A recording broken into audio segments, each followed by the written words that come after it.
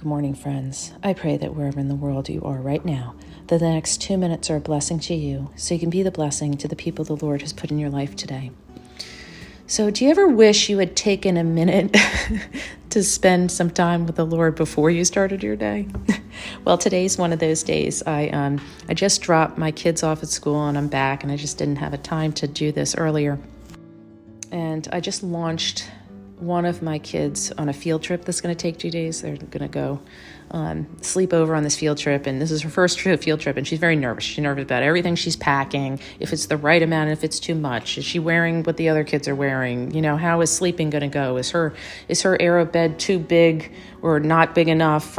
It's all the concerns.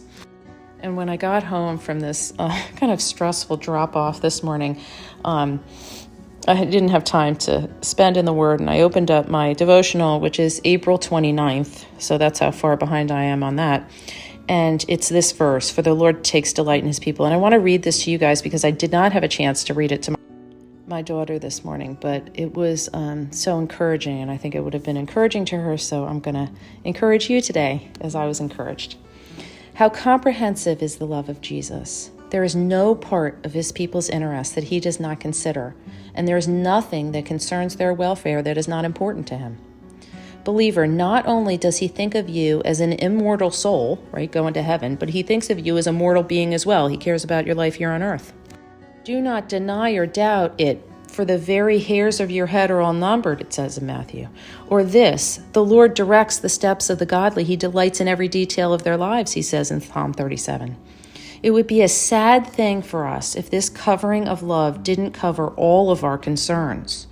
What trouble might come to us in part of our business that is not under the gracious Lord's notice? Believer, rest assured that the heart of Jesus cares about the affairs of your present life. The breadth of his tender love is such that you can run to him in everything. For in all of your afflictions he is afflicted. As a father shows pity on his children, so Jesus pities you, see Psalm 103. The smallest concerns of all of his saints are held to the broad chest of the Son of God.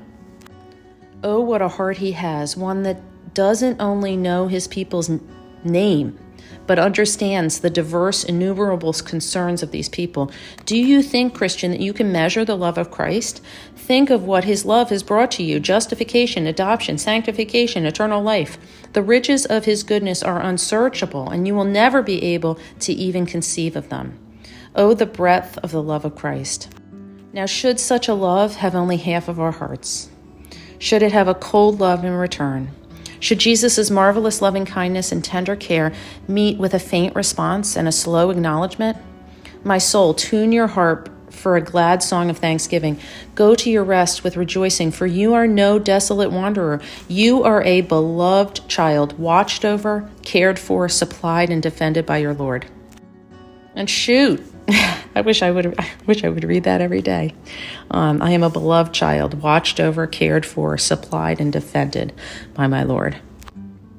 So I just pray this morning that you would take a moment, think about how the Lord watches over you. Take this, even the smallest of your concerns, to him, for he actually cares for you. As you go out or stay in today, and be the blessing. Till next time, Katie.